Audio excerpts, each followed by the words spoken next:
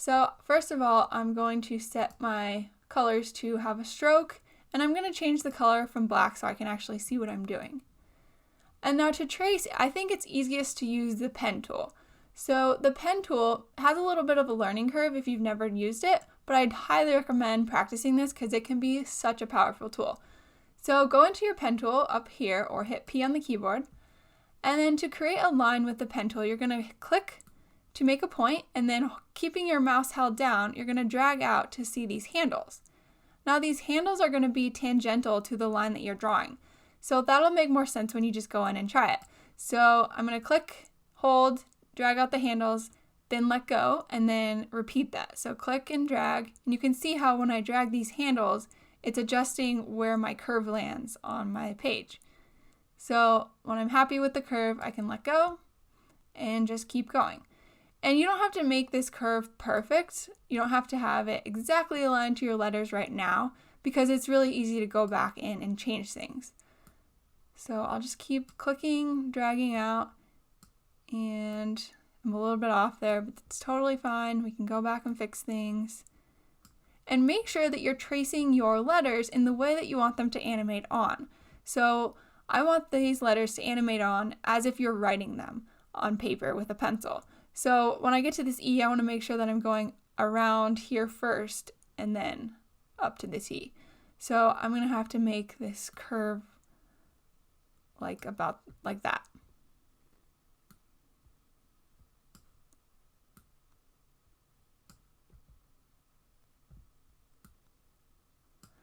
So when I get to the top of this T, I want to just turn around and go back the way I came. And if you notice, I have a plus sign next to my pen tool.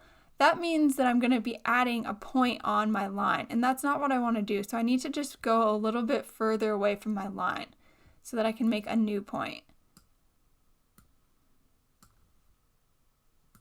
And if you don't want any curves, like at the top of this T, all you have to do is click and you don't drag, so then you don't have those handles, and it just makes a sharp turnaround point.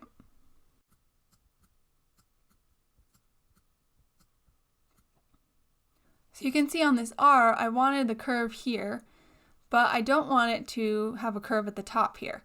So what I can do is just click on my point again, and it'll take away that handle.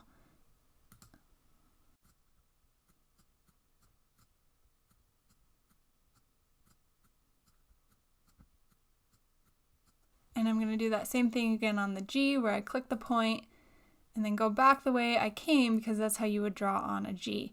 I'm not going to be able to get this exact the first try, but that's okay. You can go back and adjust the points.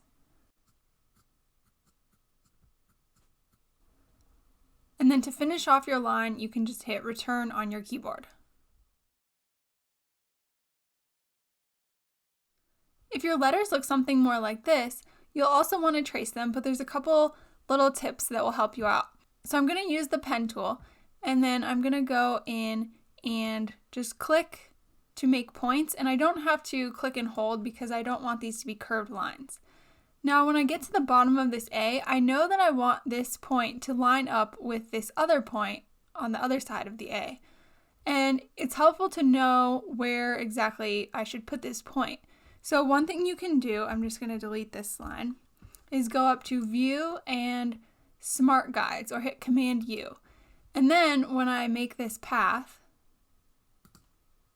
it's going to give me a little indicator line that's pink that shows me that I'm lined up with the other point.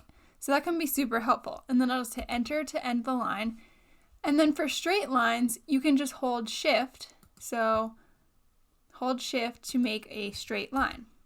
And then I couldn't put this point right on this path because Illustrator would think that I want to add a point to this path.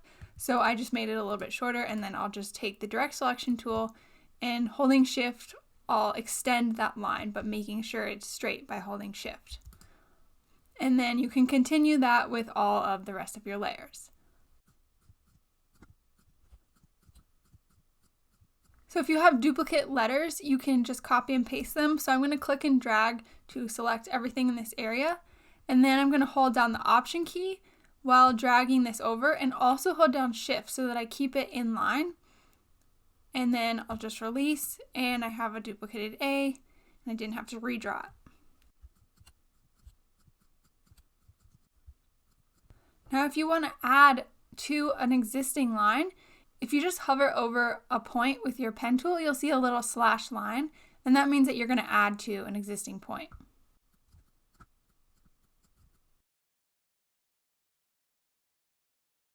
Another technique that you can use if you have letters that have nice rounded portions is you can use the rectangle tool. So I'm going to demonstrate on this D. With the rectangle tool, I'm just going to draw out a rectangle roughly the shape of my D. And then you can go in and round the corners with the direct selection tool. So if I were to round all corners, I could make like an O shape. But if I just want to round a couple of the corners, select the corner and then hit Shift and select the other corner that you want, and then you can just drag those corners in.